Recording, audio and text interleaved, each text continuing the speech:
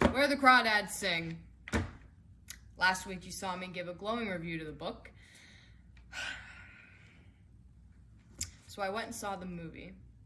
Why did I go see the movie? I didn't even want to go see the movie, but I read the book, was like, let's go see this movie. I had friends who told me it was great. They loved it. I have never seen such a mishandling of an adaptation before in my life. And my friend, I was trying to explain it to this friend who loved the book, and she was like, it's only a 2-hour movie. And I said, it's only a movie. I said, yes, but it's 2 hours long. Because I felt a lot was rushed. She goes, well, it's a movie. I said, no, but it's 2 hours. You have plenty of time to do what you should have done. I'm going to try to make this short, because it's not going to be sweet. They rushed her childhood in a lot of really bad ways. I just don't understand how you have 2 hours of time and just rush this big part of her childhood. I didn't really enjoy the kid acting as well. I think child acting is one of those hit or misses. Not everyone's McKenna Grace. Not everyone's out of the park.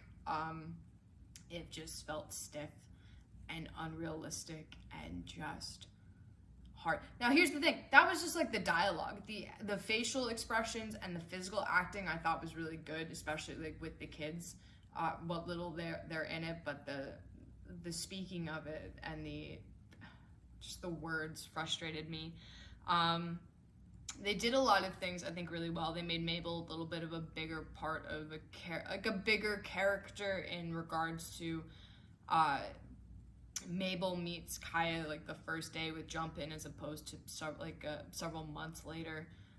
I liked that. I liked that Mabel and Jump In, they really bring home the fact that they become like surrogate parents to Kaya in a lot of ways, looking out for her. Oh god, the back and forth was done weird. I thought the flashing back, the back and forth, which worked really well in the book, so I don't know why it didn't work well in the movie. I think there was narration as well that went in and out. Like, there was never just, like, the narration didn't really feel like it had a rhyme or reason to be there. There was CGI with a lot of animals in the swamp that I felt was just poorly done, and with Reese Witherspoon producing, I expected I don't know what the budget was, but I expected the CGI to be better. The shots of nature were fantastic, though. I also took issue with when Kaya and Tate first start interacting as young adults. Tate's like 17, 18, and Kaya is 14 in the book. And they tried to make her look younger, and they do a really piss poor job of it. And that's the thing, the costume design for this was beautiful. I thought the costumes, the sets, the cars, I thought everything production-wise, except really the CGI animals, was really good and really well done. I can't understand why in Little Women I believed Florence Pugh was both like a 13-year-old Amy Marsh and a 22-year-old Amy Marsh, and we could have her be very young and then age her to being 22, but I couldn't believe that this woman was 14. I have no idea the actor who played Kaya's age. Britt, you want to editor Britt, if you feel so inclined, I don't know, I don't care. This is just, and that was the other thing. Kaya's actress was really good, and I know that she's British. I thought she had a great accent. I thought everything about her mannerisms as well was really spot on. She felt like Kaya. Tate's actor and Chase's actor as well just felt like there's several points that just, I'm like, are we acting? Like, it was so bad. And I was thinking, I'm like, well, is it just me that thinks that this, like, the fundamentals of it are bad? I just don't, it felt very flat at times. And granted, they're not super three-dimensional characters in the book, but they just felt very flat and felt very boring. And even Chase, like, in the book, I was mad at him and I hated him. And Tate even as well, I loved him, but I had this back and forth with him. And I felt nothing for either of them. And I was like, Kaya, can we leave both and just, like, have, like, a good time? I also had a lot of trouble with, you have source material. And so my friend was like, it's a 400-page book. And I'm like, yeah, 400-page book and a 2-hour movie. 2 hours is a long time. I think an hour 45 minutes is a perfect movie length. But I was like, 2 hours sounds good. And granted, there's a lot in this that can be done visually, which I think helps a lot. But there was so much I thought that was mishandled. I think that they made, and I could be very wrong about this, I'm probably not. They made when Tate left to go to college, he gave Kaya a list of publishers that might be interested in her drawings. That wasn't something that Kaya thought of until later. And because by the time that Tate gets back, she has already published a book, or was about to publish a book. They don't publish until Tate comes back into the picture. And the problem I have with that is because they make Kaya goes in the book to find out if she owns the land. People are coming. She wants to make sure she owns her land. And she does outright, and she just needs to pay taxes on it. And at this point in the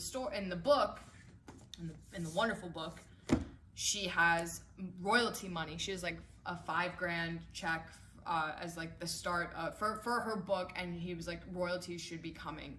So she's able to pay for her land, get the deed, and she's able to have several renovations done to the shack.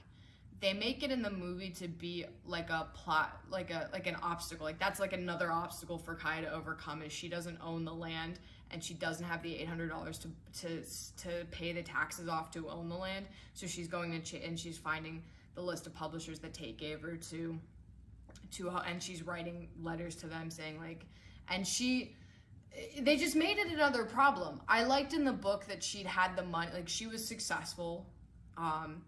She was starting her to be successful actually. She has that first check. She's able to buy the land outright, and she's able to go and go about her day.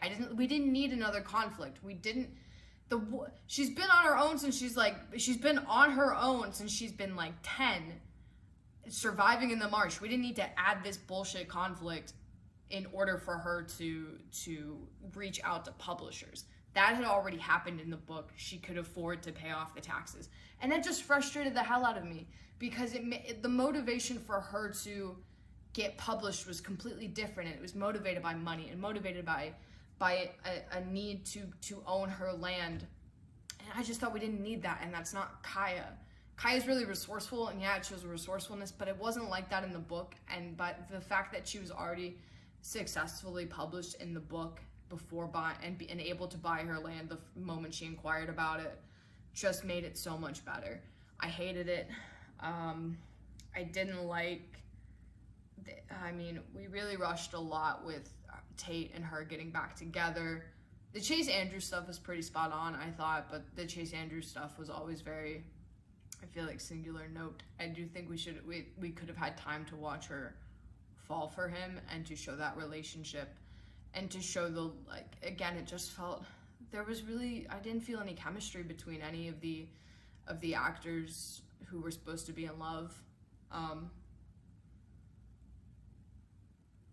I didn't like as well, we focused a lot on the lawyer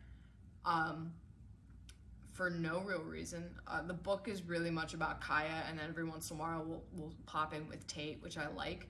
But the lawyer they had a lot of his perspective, I felt like, and I felt like it's like you're almost making the lawyer the main character at this point and showing it through his eyes, which was weird to change perspective in several parts of a movie like that. So I thought it was a weird choice. He was a really great guy too, like Kaya's actor and the guy who played the lawyer, whose name escapes me, Editor Pritt, if you feel inclined. I really liked. The ending was the same outcome. She didn't do it. She was found not guilty, I should say. We completely skip over Scuttles, goddamn, Britt, Tate's dad dying. We completely skipped over that, which I hated. And we didn't spend, I think, a lot of time with Tate's dad. I think we could have used a little bit more of that. We could have used a little bit of young Tate with his dad as well. I don't think that would have hurt at all. But he died in the book. We just completely didn't do anything with that in the movie. I felt like we rushed Jumpin's funeral as well. I didn't like that we rushed it. I did cry because that is such a great scene of, he loves you like his own like child, and Kaya goes, he was my paw, and that just really got me. They grow old. I hated the way she died. We just because we brought the kid actor back, and it was just a lot of bullshit we didn't need. It was like it's supposed to be very symbolic and everything, and I just felt very flat and cartoony and awful. And I didn't like how we found out Kaya did it either. They completely cut the whole plot line of Kaya also being a poet, a local famous poet, and I was okay with that. But that was the other thing. Completely in the book, fireflies and the idea of mating and the female killing the partner. Long motif. Fireflies throughout hundreds and hundreds of pages. None of it was brought up. I'm like, you could have done so much visualization with these fireflies. We did nothing with them. So that when we get to the end, what ends up happening is there's a drawing of a firefly, and we transition to the drawing of the firefly, and Tate's picking up books, and he picks up like a sketchbook of Kaya's, and he's going through it, and it's like all this beautiful stuff. And then there's a picture, there's a drawing of Chase Andrews, and then in the corner is like carved out is a little square to put the necklace. And I'm like, I hate it.